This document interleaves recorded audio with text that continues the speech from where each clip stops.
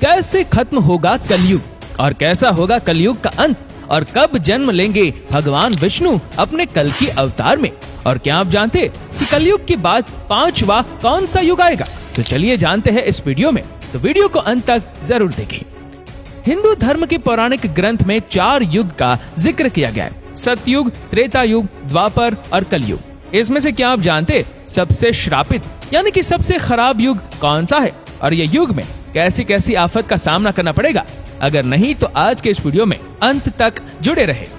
तो दोस्तों, पौराणिक ग्रंथ के अनुसार 4 युग में से सबसे श्रापित और खराब युग कलयुग को माना गया है, और हम जिस युग में जी रहे हैं वो कलयुग ही है। और ये शायद मुझे बताने की जरूरत नहीं है कि दिन प्रतिदिन कलयुग की हालत बद से बदतर होती जा रही है। वैसे कलयुग के बारे में ये लाइन तो आपने जरूर सुनी होगी, रामचंद्र कह गए सिया से, ऐसा कलयुग आएगा, हंस चुगेगा दाना दुनका और कौवा मोती खाएगा। दोस्तों, कौवा मोती खाएगा या नहीं ये तो आने वाला समय बताएगा, लेकिन कलयुग के बारे में ऐसा बहुत कुछ है जिसका जिक्र हमारे पौराणिक धर्म ग्रंथों में किया गया है, और यकीनन इसे जानने के बाद आप भी कलयुग को श्रापित युग मानने लगेंगे। दोस्तों, क्या है कलयुग की पूरी सच्चाई? हम आपको बताएं उससे पहले आइए बाकी 3 युगों के बारे में थोड़ा जान लिया जाए।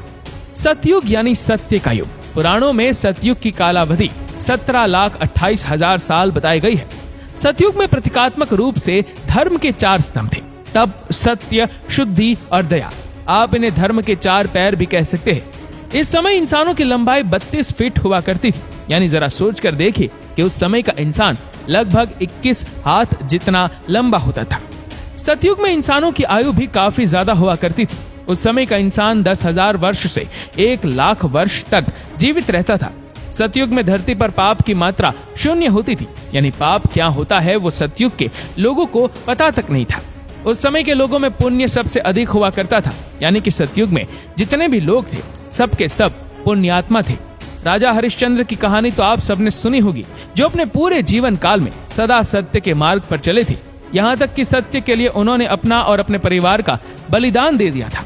राजा हरिश्चंद्र भी सतयुग के समय ही हुए थे। त्रेता युग या फिर रजत युग। दोस्तों, सनातन धर्म का दूसरा युग त्रेता युग को कहा जाता है। इस युग की कालावधि 12,96,000 वर्ष थी। इस युग को रजत युग और बहुत से लोग सिल्वर एज के नाम से भी जानते हैं। इस युग में धर्म के सिर्फ 3 स्तंभ थे, सत्य, शुद्धि और दया। दरअसल धर्म का चौथा स्तंभ तप सतयुग के अंत में ही घट गया था। त्रेता युग में मनुष्य की लंबाई 21 फीट होती थी, यानी कि लगभग 14 हाथ के बराबर, और आयु लगभग 10,000 वर्ष थी। त्रेता युग तक समाज वर्णों में विभक्त हो गया था। समाज में ब्राह्मण, क्षत्रिय, वैश्य और शूद्र वर्ण अस्तित्व में आ चुके थे। इस युग में लोग अपने कर्तव्यों का पालन तो करते थे, लेकिन उनके अंदर लालच और ईर्ष्या की भावना ने घर कर लिया था। इसलिए त्रेता युग में पाप की मात्रा बढ़कर 25% हो गई थी और पुण्य की मात्रा घटकर 75% रह गई थी। जहां इस युग में भगवान विष्णु अपने वामन और राम अवतार में अवतरित हुए थे, तो वहीं इस युग में बाली और रावण जैसे महान राक्षस भी हुए। बाली, जिन्होंने भगवान वामन को पूरी धरती दान में दे दी थी। द्वापर युग। दोस्तों, सनातन धर्म का तीसरा युग द्वापर युग को माना जाता है। इस युग की कालावधि 8,64,000 वर्ष थी। धर्म का तीसरा स्तंभ शुद्धि त्रेता युग के अंत में समाप्त हो गया था। इसलिए इस युग में धर्म के केवल 2 स्तंभ ही बचे थे, और वो थे सत्य और दया। इस युग में इंसान की लंबाई घटकर 11 फीट रह गई थी, यानी लगभग 7 हाथ जितना, और उम्र घटकर 1000 वर्ष रह गई थी। इस युग के लोगों को अपने कर्तव्यों का ध्यान नहीं था। लोगों के अंदर काम, क्रोध, लोभ जैसी भावनाएं जन्म ले चुकी थी। इस वजह से इस युग में पाप की मात्रा भी बढ़कर 50% और पुण्य की मात्रा घटकर 50% हो गई थी, यानी इस युग में आधे मनुष्य पापी और आधे पुण्यात्मा थे। हालांकि द्वापर युग में ही इतिहास का सबसे बड़ा महायुद्ध महाभारत हुआ था, जिसमें एक स्त्री को भरे समाज में लज्जित किया गया था। धर्म को बढ़ता देखकर इस युग में भगवान विष्णु अपने श्री कृष्ण अवतार में अवतरित हुए थे और धर्म की स्थापना के लिए महाभारत के महायुद्ध में पांडवों का साथ दिया था। साथ ही साथ इस युग में भगवान कृष्ण ने कुरुक्षेत्र की युद्ध भूमि में अर्जुन को गीता का ज्ञान देकर संपूर्ण मानव समाज को धर्म के महत्व से परिचित कराया था। कलयुग। दोस्तों, सनातन धर्म का चौथा और अंतिम युग है कलयुग। पुराण में कलयुग की कालावधि 4,32,000 साल बताई गई है। वर्तमान का युग कलयुग ही है। अभी कलयुग का प्रथम चरण चल रहा है। पुराणों को ध्यान में रखकर विशेषज्ञों द्वारा की गई गणना के मुताबिक अभी कलयुग के 5000 वर्ष ही बीते हैं, यानी कि कलयुग का अंत होने में अभी 4,27,000 साल बचे हुए हैं। इस युग में धर्म का सिर्फ एक ही स्तंभ दया बचा है, जो कि इस युग के अंत तक समाप्त हो जाएगा। वहीं इस युग में पाप की मात्रा 75% और पुण्य की मात्रा 25% बताई गई है। साथ में ये भी कहा गया है कि पुण्य की ये मात्रा कलयुग के अंत तक घटकर 0 हो जाएगी। इस युग में इंसान की औसत लंबाई 5 फीट 5 इंच बताई गई है, यानी लगभग 3.5 हाथ, और उम्र 80 से 90 साल बताई गई है। लेकिन साथ में विष्णु पुराण में यह भी बताया गया है कि जैसे जैसे कलयुग का अंत नजदीक आएगा, मनुष्य की आयु घटती जाएगी और अंत में मनुष्य की आयु घटकर मात्र 20 से 30 साल रह जाएगी। उस समय छोटे छोटे बच्चे गंभीर बीमारियों का शिकार होंगे। कम उम्र में ही बच्चों की आंखों पर चश्मे और बालों में सफेदी छा जाएगी। हर इंसान रोग से परेशान होगा, बच्चे से लेकर बूढ़े तक। कलयुग में हर कोई चिंताओं से घिरा रहेगा। कलयुग के अंत में विवाह एक प्रकार का समझौता होगा।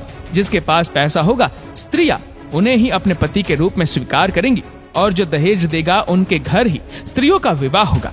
लोगों में एक दूसरे के प्रति समर्पण और सम्मान का भाव समाप्त हो जाएगा। रिश्तों का महत्व नहीं रहेगा। पति और पत्नी एक दूसरे के प्रति ईमानदार नहीं रहेंगे। विश्वास किस चिड़िया का नाम है वो तो लोग भूल ही जाएंगे। जिस व्यक्ति के पास जितना धन होगा वो उतना ही ज्यादा शक्तिशाली माना जाएगा। ऐसे ही लोग विद्वान और धर्मात्मा कहलाएंगे और ऐसे ही लोग समाज में पूजे जाएंगे। दोस्तों, वर्तमान समय में जिस तरह से धरती पर धर्म और पाप बढ़ रहा है, जिस तरह की परिस्थितियां हमारे सामने आ रही है, उस हिसाब से देखा जाए तो ये सारी बातें सच होती नजर आ रही है। धर्म ग्रंथों के मुताबिक कलयुग के अंत में धरती के एक हिस्से में जहां लोग बाढ़ से तबाह हो रहे होंगे, तो वहीं दूसरे हिस्से में लोगों को सूखे के प्रकोप का सामना करना पड़ेगा। और जैसे जैसे कलयुग का अंत नजदीक आएगा, पृथ्वी पर मौजूद सारी नदियां सूखती चली जाएंगी। और जैसा कि आप सभी देख रहे, इस कलयुग में पद्मा और सरस्वती नदी की विलुप्त पहले ही हो चुका है। अब एकमात्र सिर्फ गंगा बची है। ये भी कलयुग के अंत तक विलुप्त हो जाएगी, जिसके बाद पानी की कमी की वजह से धरती फटने लगेगी। और फिर एक समय ऐसा आएगा कि जब लोग पानी की बूंद बूंद के लिए तरस कर अपने प्राण त्यागने लगेंगे। उस समय धरती पर चारों ओर सिर्फ अधर्म का बोलबाला होगा। लोगों के हृदय से दया भाव समाप्त हो गया होगा। लोग सिर्फ अपने बारे में सोचेंगे और खाने के एक एक दाने के लिए अपनों का खून बहाने से भी नहीं कतराएंगे। कलयुग में पाप की सीमा पार हो जाएगी। लोगों के हृदय में धर्म का स्थान अधर्म ले लेगा। तब धरती पर दुष्टों के संहार के लिए भगवान विष्णु अपने कल की रूप में अवतरित होंगे। भगवान विष्णु का ये कल की अवतार 64 कलाओं से युक्त होगा। उस वक्त वे एक सफेद घोड़े पर सवार होकर संसार से पापियों का विनाश करेंगे। उनके एक हाथ में तलवार होगी तो वहीं उनके दूसरे हाथ में तीर कमान होगा। धर्म ग्रंथों के मुताबिक जिस तरह त्रेता युग में भगवान श्री कृष्ण के बैकुंठ लौट जाने के बाद द्वापर युग की शुरुआत हुई थी, ऐसा माना जाता है कि जब कलयुग में भगवान कल की पापियों का संहार करके बैकुंठ लौट जाएंगे, तब धरती पर भयंकर प्रलय आएगा, जीवन समाप्त हो जाएगा। तब एक बार फिर से एक नए युग की शुरुआत होगी, जो कि सतयुग होगा। दोस्तों, ये थी कलयुग की असली सच्चाई। क्या आपको इसके बारे में पहले से पता था?